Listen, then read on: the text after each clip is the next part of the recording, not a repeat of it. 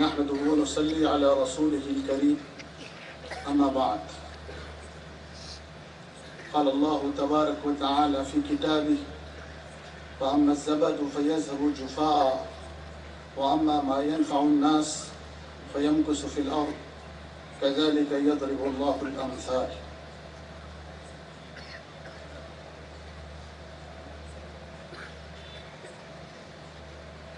آج کے ہمارے اس پروگرام کے روح رواں حضرت الاستاذ حضرت مولانا خلیل الرحمن صاحب ندوی دامت برکاتہم آپ کے اور ہمارے بیچ موجود ہیں. حضرت والا میرے اساتذہ کے سب میں شامل ہیں. باقاعدہ زانوِ تلمس طے کرنے کا بدقسمتی سے موقع نہ مل سکا، لیکن لکھنؤ کے کچہری روڈ پر ہونے والے حضرت کے درس قرآن سے استفادے کا پابندی سے اہتمام کیا اور اس سے بڑا فائدہ ہوا. حضرت کی موجودگی میں آپ حضرات سے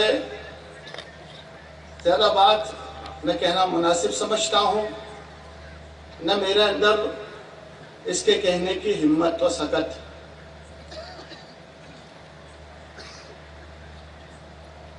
اس لیے کہ ہماری آپ سے روزانہ ملاقات ہوتی رہتی ہے. میں ایک طالب علم ہوں حضرت کے سامنے اور حضرت میرے استاذ ہیں، اور ایسا وقت میں لبکشائی کرنا یہ گستاخی کے مرادف ہے. اس وجہ سے میں آپ حضرات سے معذرت بھی چاہوں گا اور آپ کے بیچ میں زیادہ دیر تک حائل رہنا نہیں چاہوں گا. البتہ آپ حضرات نے دواخانہ کرنے کا، اسپتال بنانے کا جو عزم کیا ہے اس پر میں آپ کو مبارکباد دیتا ہوں. یہ نہ تھی ہماری قسمت کہ وصال یار ہوتا، اگر اور جیتے رہتے یہی انتظار ہوتا. یہ مسائل تصوف یہ تیرا بیان غالب، تجھے ہم ولی سمجھتے جو نبادہ خواب ہوتا.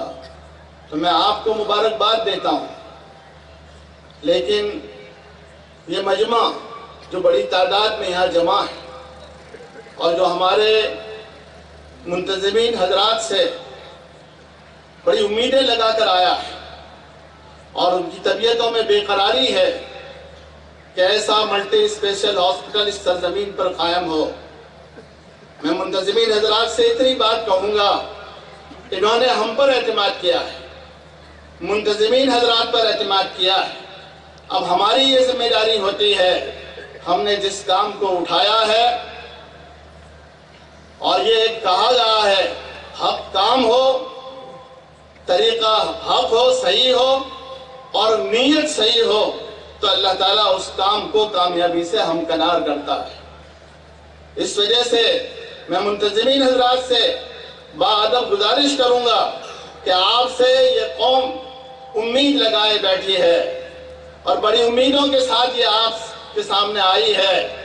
ان کے دل میں برسوں سے ایک بے قراری تھی، بے چینی تھی کہ ہمارے علاقے میں ایک ایسی اسپتال قائم ہو. کہیں جا کر پٹن میں ہم جنتا اسپتال میں جا کر ہم علاج کرواتے ہیں، پالنپور میں جاتے ہیں تو مہاجن ہاسپٹل میں جا کر علاج کرواتے ہیں. تو کیا جب دوسری قومیں اسپتال کر انسانیت کو فائدہ پہنچاتی ہیں تو میرے نبی علیہ السلام نے سب سے بڑھ کر انسانیت کو فائدہ پہنچایا. کیا ہم اس کے لیے کب کھڑے ہوں؟ ایسا بیج بویا جائے کہ جو تناور درخت بنے اور تناور درخت بن کر اس کے سائے میں مختلف قومیں جو ہیں اس کے سائے سے فائدہ اٹھائیں. یہ ہمارا آج کے وقت کا چیلنج بھی ہے، وقت کی ضرورت بھی ہے، قوم کی بھی ضرورت ہے، انسانیت کی بھی ضرورت ہے. لیکن اس کے ساتھ ایک بات اور کہتا چلوں، بتانے رنگ و بو کو توڑ کر ملت میں گم ہو جا، بتانے رنگ و بو کو توڑ کر ملت میں گم ہو جا، نہ تو رانی رہے باقی نئی رانی نہ افغانی۔